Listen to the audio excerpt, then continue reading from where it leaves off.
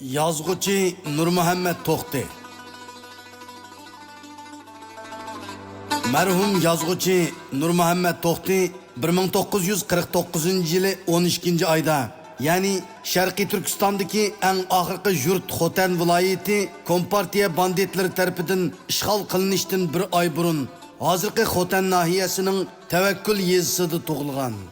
1966 yılı Xotan şehrida to'liq o'tir maktabni bitirgan chig'ida shu yili yozda boshlangan atalmış medeniyet zo'r inqilobi sababidan o'qishini davomlashtira olmay, yurti Tevekkül yezisi qaytib bir mezgil dehqonchilik bilan shug'ullangan. Keyin yosh Nurmuhammed To'xti 1973 yildan 1977 yilgacha atalmış Şinjan Üniversitetining matematika fakultetida o'qigan.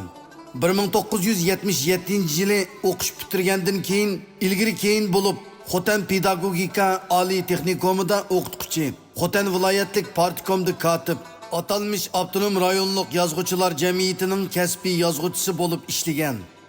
Gerçi o kichigidan boshlab adabiyotga yerisman bo'lsa-mu, lekin uning adabiy ijodiyati kechikroq boshlangan.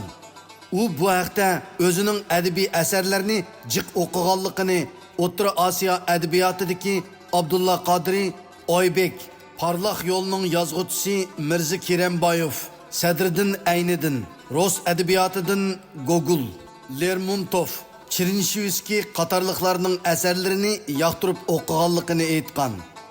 Yozuvchi Nurmuhammed To'xti 1984 yili Qoshtishi jurnalida e'lon qilingan Bo'ynoq haqida xotirlar nomli asari bilan adabiy ijodiyat sepiga qo'shilgandan boshlab toki umrining oxirigacha jami bir nasrlar to'plami, 5 parcha povest, 55 parcha hikoya, 33 parcha adabiy axborot, qissalar va aslimalarni qarallik e'lon qilib, Uyg'ur hozirgi zamon milliy adabiyotining ko'p xilligi, gullanishi va jonlanishiga zo'r tuhfalarni qo'shgan edi. Onun əsərləri reallıqni əks ettirishdə özgüçe alohidlikka ega bo'lib, o'qirmanlarni hayajonga soladigan kayfiyat, ta'sirat paydo qilish jihatlarida o'zgacha yo'l tutgan. Marhum til ishlatish va bayon qilish san'atida o'ziga xos uslub shakllantiradigan yozuvchilarning biri edi. Ma'lum bo'lishicha, yozuvchi Nurmuhammed To'xti 2018 yili 11 oyda qanunsuz diniy faoliyatga qatnashgan degan bahona bilan tutqun qilingandan buyon toki 2019 yili 3 oygacha Xotandagi eng cho'ng jazo lagerlaridan biriga qamalgan. Bu jarayonda diabet kesili og'irlashib ketganlikdan vaqtliq qo'yib berilgan. Lekin oradan bir oy o'tmay turibla marhum shu yili 21 mart kuni so'raydigan gappa degan bahona bilan yana bir qitim tutqun qilingan. Bu qitimliq tutqunluq jami 70 kun davomlashgan bo'lib, 2019 yili 31 may kuni marhumning jonsiz teni oilasiga topshirilish bilan oxirlashgan.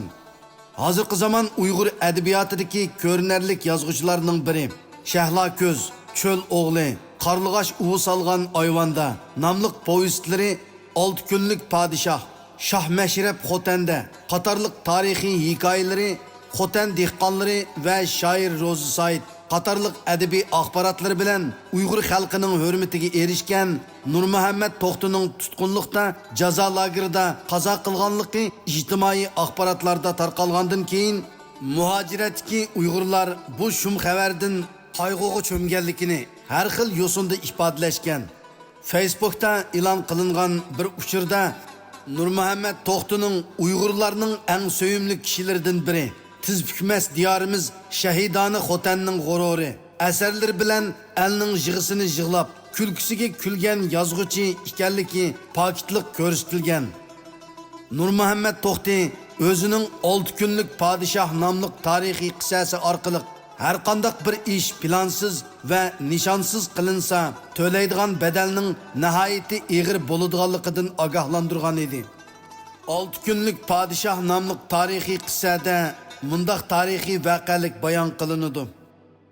1919 yili 4 oyda Xotan Qaraqashliq dehqon Abdurahmon Axun Qaraqash Bo'stonko'ldagi Hasharda Qarxoniylar davriga taalluq bir qilishni qezib oladi.